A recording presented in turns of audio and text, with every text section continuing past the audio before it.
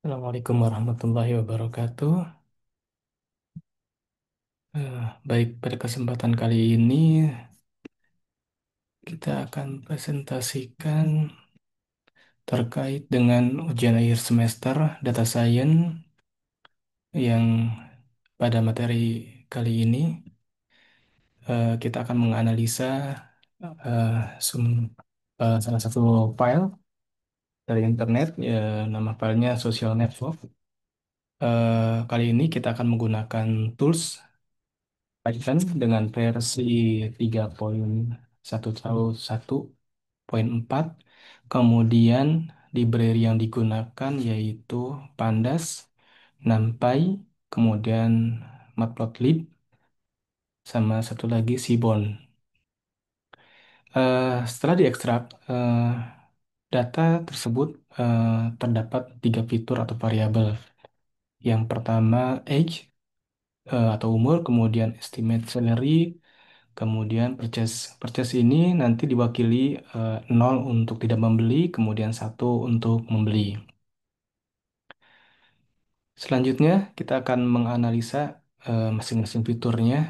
Kita akan lihat atau hitung dari min atau jumlah semua nilai yang dibagi dengan jumlah data observasinya. Kemudian median, yaitu nilai tengah dari dataset yang sudah diurutkan. Kemudian modusnya juga kita eh, lihat, atau modus itu nilai yang paling sering muncul di dalam dataset.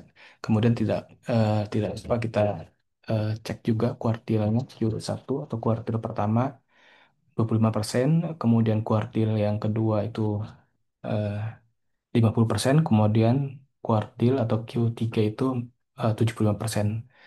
Kuartil itu yaitu membagi data yang sudah diurutkan menjadi 4 bagian yang sama besar. Kemudian selanjutnya setelah dihitung kuartilnya, kemudian kita lihat juga cek variannya. Varian ini sendiri merupakan rata-rata dari kuadrat selisih setiap titik dari min, mengukur seberapa jauh setiap angka dalam kumpulan data dari rata-rata. Semakin besar varian, semakin tersebar datanya. Kemudian standar deviasi. Standar deviasi ini adalah akar kuadrat dari varian. Ini adalah ukuran yang paling umum digunakan dari sebaran data. Semakin besar standar deviasi, semakin tersebar nilai-nilai data dari rata-ratanya. Dapat kita lihat fitur untuk age ini atau umur, minnya 37,66, kemudian median 37,0, kemudian modusnya 35, kemudian kuartil yang pertama itu 29,7, kuartil keduanya 37,0, kemudian kuartil ketiga 46. Untuk variannya sendiri 109,89, kemudian standar deviasi 10,47.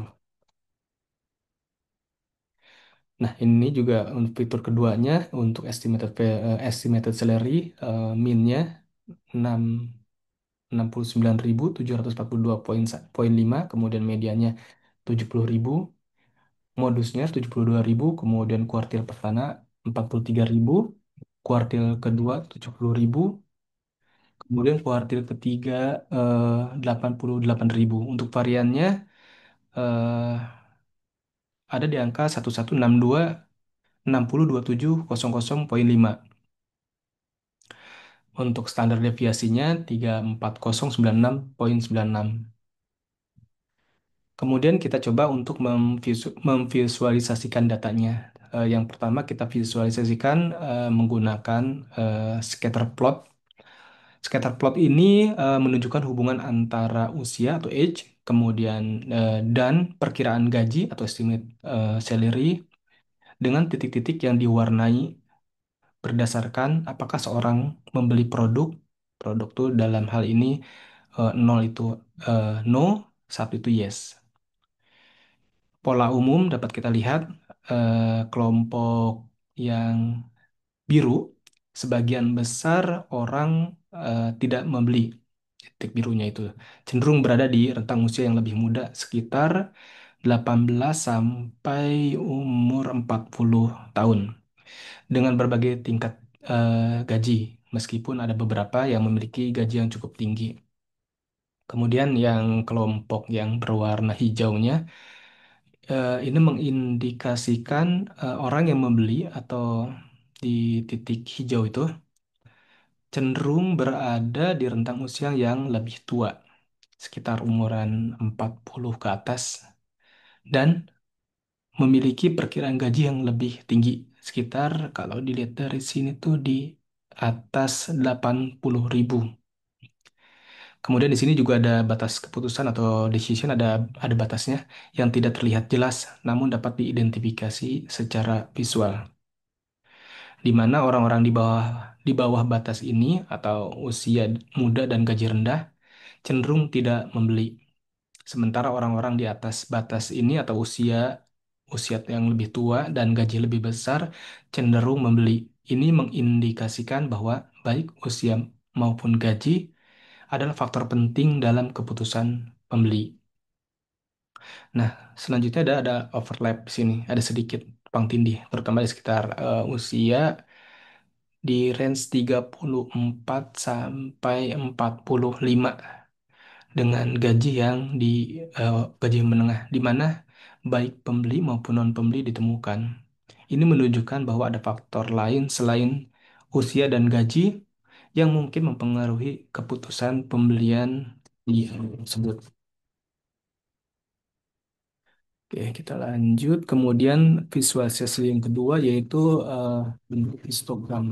Yang pertama histogram umur atau age.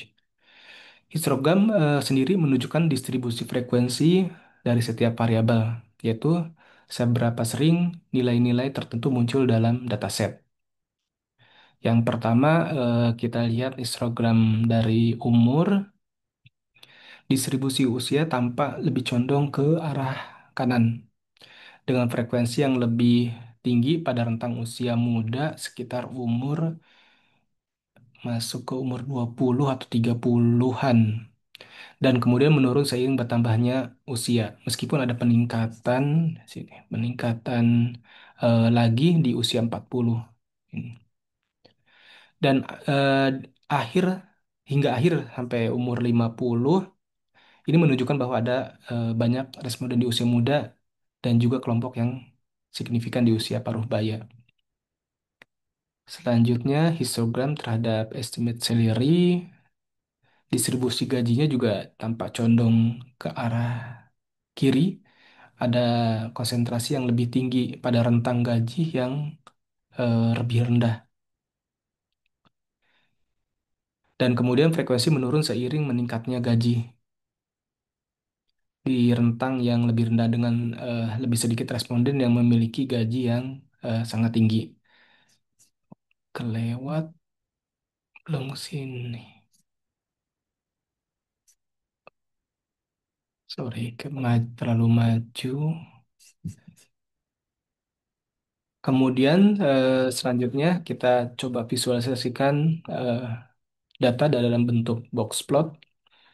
Box plot sendiri atau diagram kotak garis menampilkan ringkasan 5 angka dari distribusi data.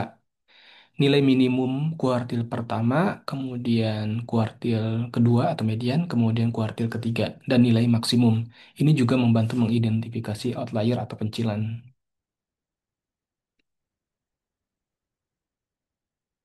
Ini untuk estimated salary-nya. Kemudian untuk eh, box plot purchase-nya, ini karena purchase-nya sudah berupa variabel biner yang nol itu tidak membeli, satu itu membeli. Box plot ini terlihat sangat sederhana ya. Kemudian kotak dan median berada di sekitar angka satu. Ini menunjukkan bahwa sebagian besar nilai adalah satu atau dibeli. Kemudian selanjutnya nah, hasil visualisasi data. Berdasarkan analisa box plot dari dataset yang diberikan tadi, tidak ada nilai ekstrim atau outlier atau pencilan yang terdeteksi secara visual pada atribut age maupun estimated salary. Ini menunjukkan bahwa data relatif bersih dari anomali yang signifikan. Sekian, terima kasih. Wassalamualaikum warahmatullahi wabarakatuh.